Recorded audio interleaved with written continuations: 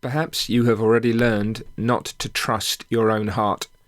You have learned the truth of what Jeremiah the prophet spoke when he said that the heart is deceitful above all things and desperately wicked, and asked, who can know it?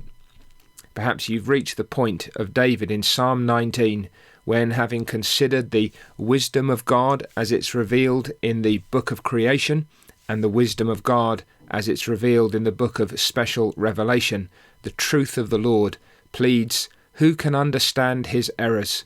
Cleanse me from secret faults. Keep back your servant also from presumptuous sins.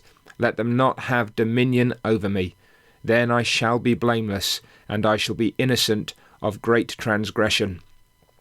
When we know our own hearts, or perhaps better, when we know how little we know our own hearts, when we understand something of the truth and the beauty of the law of the Lord, then we too would speak in these words. Who can understand his errors? My friends, none of us can plumb the depths of the sin of our own souls. However much we think we see, there are still things that we don't see.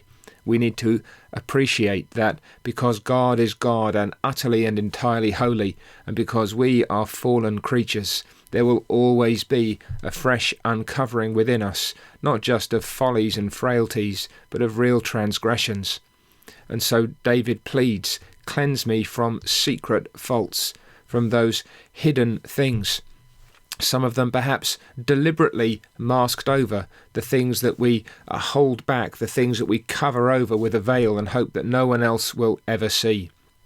But when those are exposed by the word of God, when the law touches us at those sensitive points, we ought to be praying to God in advance, cleanse me from secret sins. And when they are exposed in us, all the more earnestly, O Lord, make me clean. Keep back your servant also from presumptuous sins, says David. We have within us a fearful capacity to believe the best about ourselves, to persuade ourselves that things are true when they are not, and therefore to enact presumptuous sins, to go forward with arrogance on the understanding that either what we're doing is right, or that even if it's wrong, we can get away with it. And David is fearful that out of his heart might come presumptuous sins. And so he asks God, keep me back, hold me back from that. Don't let me believe a lie. Don't let me indulge in transgression. Do not let these sins have dominion over me. Don't let me succumb to that kind of thinking and feeling and acting. Then, and only then, I shall be blameless, and I shall be innocent of great transgression. I believe it was Robert Murray McCheyne who said that the seed of every sin lies latent in the heart of every man.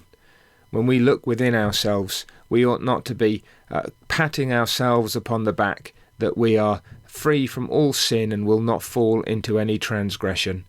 We ought to be fearful, lest if God were to withdraw some of those gracious restraints that he imposes upon our souls, we would fall into all kinds of wickedness and misery. There, but for the grace of God, goes John Bradford, said a godly man.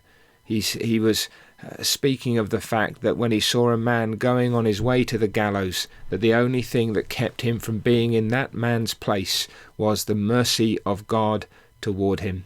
And so, my friends, we need to be very conscious of the fact that we ourselves are often poor judges of what is true and right, that our hearts deceive us, that we're prone to persuade ourselves of our own righteousness. And so it's good for us to consider the works of the Lord, to look at the world that he has made, and to remember how he has revealed his Godhead, his power in those things. And then to look at the word that he has given, the truth that he has written, and the law that he has provided. And in the light of those things to consider that our hearts are going to go on being exposed, and the truth is going to continue to be pressed into us, and we need to go on learning what it means to walk in the ways of the Lord. And so among our responses to that should be this: who can understand his errors? Cleanse me from secret faults. Keep back your servant also from presumptuous sins. let them not have dominion over me. In this way, and in this way only, by the grace of God, shall we be blameless and innocent of great transgression.